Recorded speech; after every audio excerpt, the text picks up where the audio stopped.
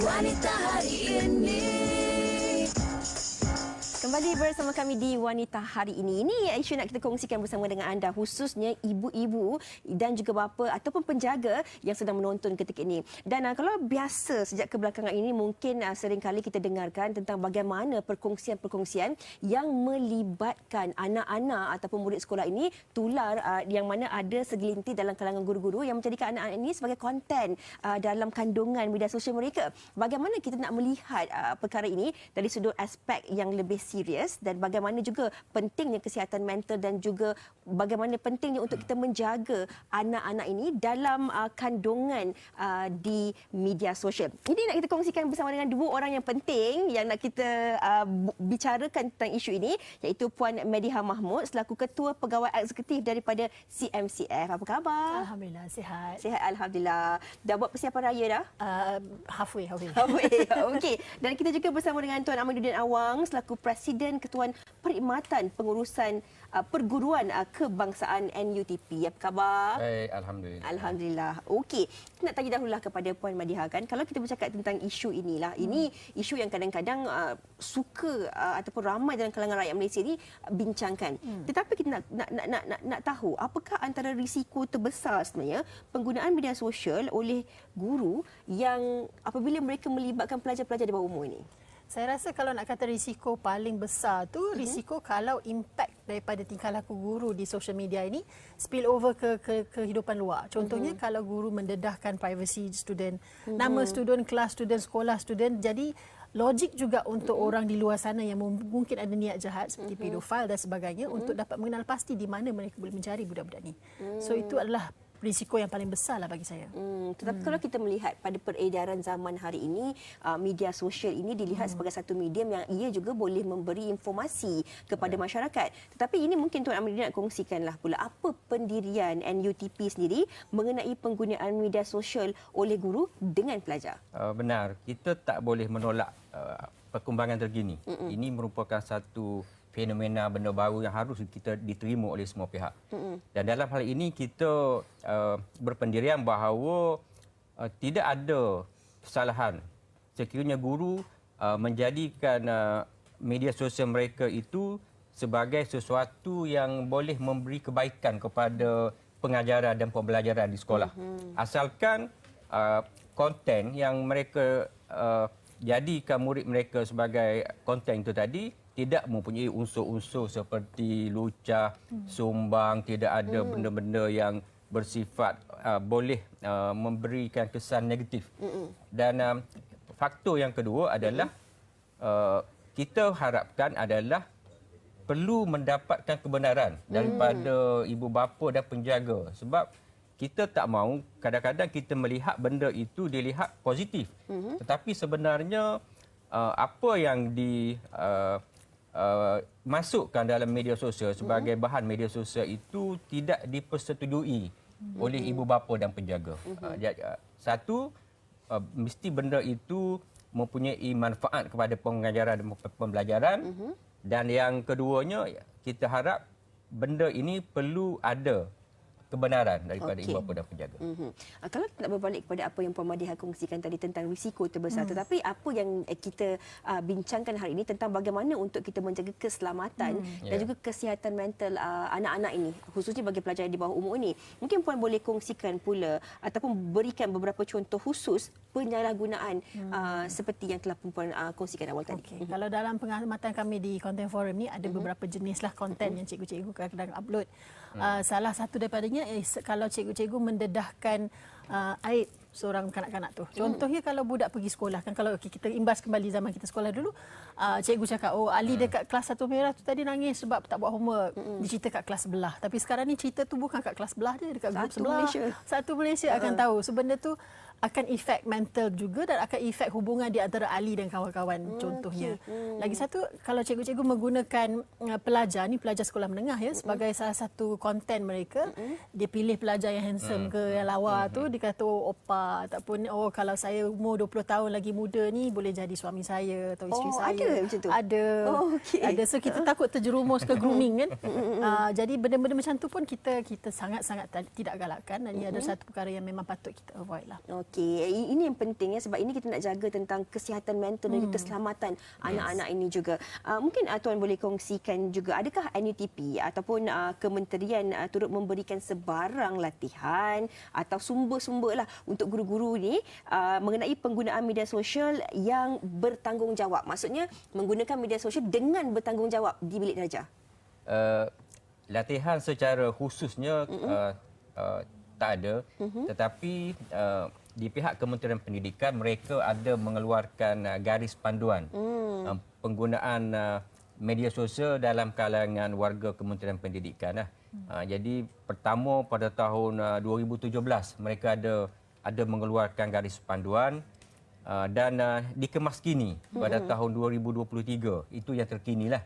Jadi yang 2023 itu ada dimasukkan perkataan sekiranya ada nak menggunakan murid itu sebagai konten, perlu mendapatkan kebenaran daripada ibu bapa dan penjaga.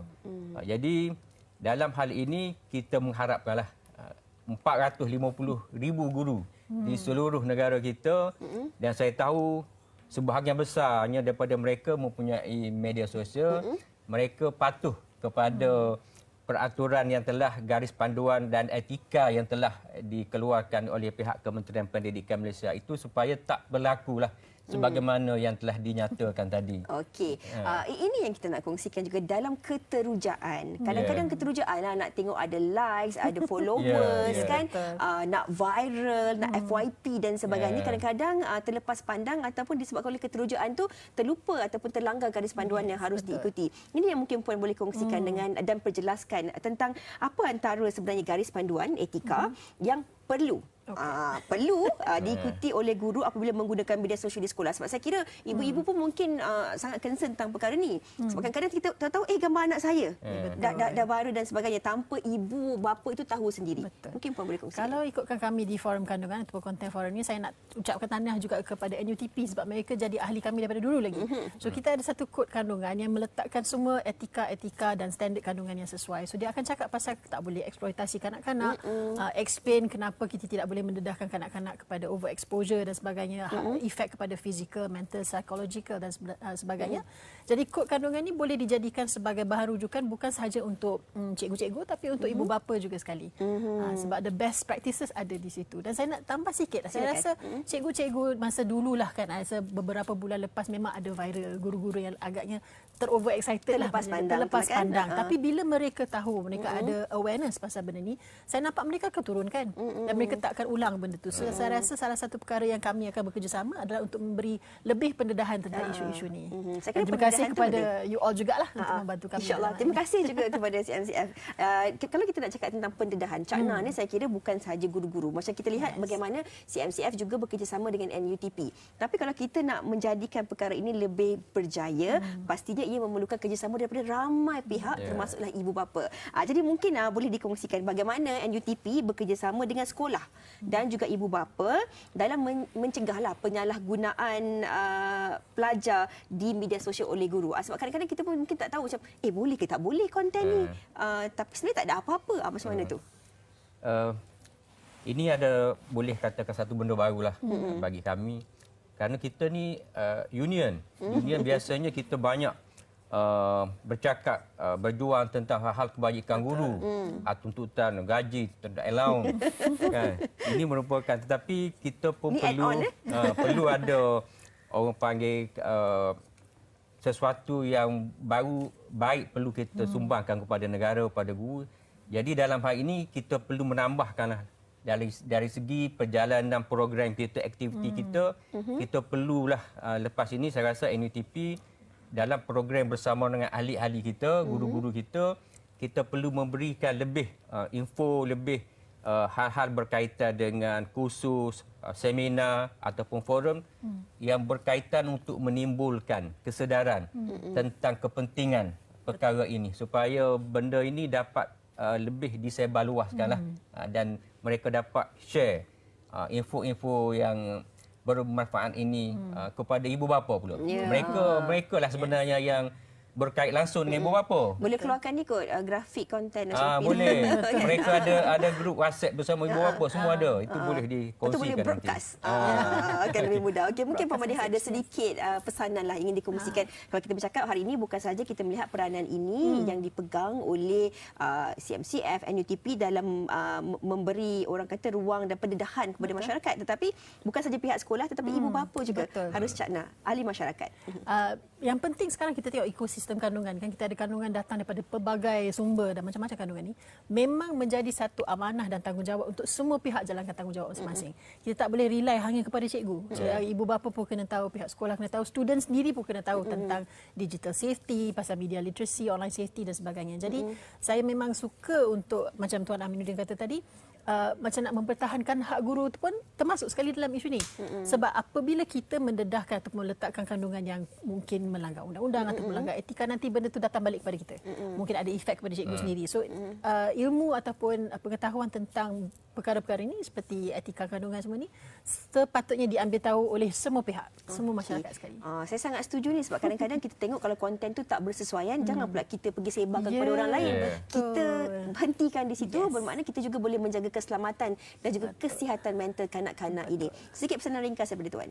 Sekiranya ibu bapa dapatilah mungkin guru ini tersilap memasukkan anak mereka sebagai konten, saya rasa mereka boleh menghubungi guru tersebut untuk menyatakan rasa mungkin tak puas hati mereka, tak senang mereka. Saya rasa guru akan dengan sukarela, dengan gembira untuk menurunkan kandungan itu. Atau kalaulah benda tu lebih serius, tak ada penyelesaian, mereka boleh terus kepada MC. Lapor kepada MC akan boleh mengarahkanlah penurunan kandungan tersebut.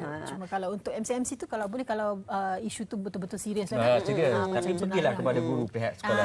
Pergi kepada guru dan sebagai ahli masyarakat macam Puan Madiha kata tadi, kita kena jalankan tanggungjawab kita lah kan. Kalau kita rasa konten tu tak bersesuaian, janganlah kita pergi broadcast pula kat kita punya grup sebelah. Lepas tu kita repost dan sebagainya. Kita jangan buat begitu. Walaupun kadang-kadang niat tu baik, kita repost untuk kata jangan buat macam ni, tapi masalahnya kita repost. Jadi orang lain dah tertengok kan. Okey. Mungkin ada sedikit ucapan raya ke nak ditujukan kepada ahli keluarga, kepada sesiapa? Saya nak ucapkan selamat hari raya lah kepada semua guru yang ada di seluruh negara, 450,000 guru. Selamat Hari Raya Aidilfitri dan harap dapat ambil maklumlah tentang isu-isu yang kita bangkitkan pada hari ini supaya tak jadi lagi selepas raya nanti. InsyaAllah ada raya. InsyaAllah. Okey, Puan Madiha. Saya pun ucapkan selamat Hari Raya. Maaf zahir batin kepada family saya di luar dan semua masyarakat Malaysia di luar sana. Baiklah. Terima kasih banyak-banyak kita ucapkan kepada Puan Madiha dan juga Tuan Aminuddin di atas perkongsian ini tadi. Dan semoga kita semua cakna bukan saja pihak CMCF, NUTP, sekolah ataupun ibu bapa, tapi kita juga harus memainkan peranan kita sebagai ahli masyarakat dalam kita menjaga keselamatan dan juga kesihatan mental kanak-kanak ini di dalam kandungan media sosial. InsyaAllah kita nak berehat dahulu seketika. Kembali lagi selepas ini bersama dengan Fatin. Wanita hari ini.